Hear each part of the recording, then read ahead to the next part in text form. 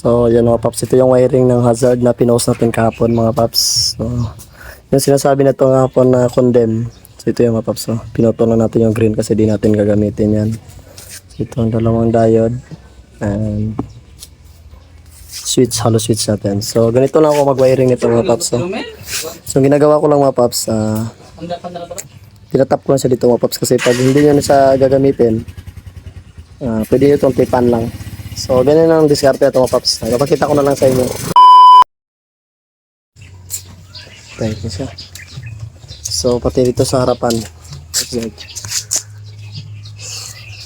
So, tingnan nyo na lang sa previous videos natin mga paps, yung wiring diagram. So, ito yung diode na sinasabi ko sa inyo. So, itong yellow, yung hollow switch din dito. Yung yellow na galing sa hollow switch. Yung sky blue na sinasabi ko sa inyo mga paps. Oh. Yan ang sky blue. Yan yung yellow. So, sa black at saka sa yung sky green. Sky green. Yung dalawa galing sa diode. So, ito yung diode niya mga paps. Yan yung may white wire. And then sa ground, dito ako nagtatap ng ground, no? Sa may signal light. So, ganyan lang kadali mag-wiring ng hazard mga paps. So, may blinker din yung switch. So, umunti ko na makalimutan mga paps, no? Ito, switch natin siya. So, yung nakalimutan ko pala na sabihin sa inyo, yung red.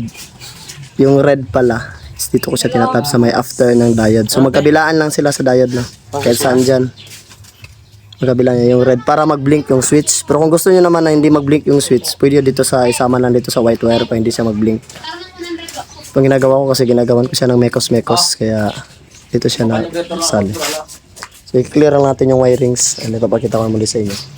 So mga paps, ito na yung final output ng wirings yan mga paps. Yung final output. Parang wala lang nangyari. Nag-add lang tayo dito sa ground. So, ibabalik ko natin yung head niya. So, pinindot natin yung switch. Oh, hazard na siya. Yan siya, itsura niya mga paps. Wow.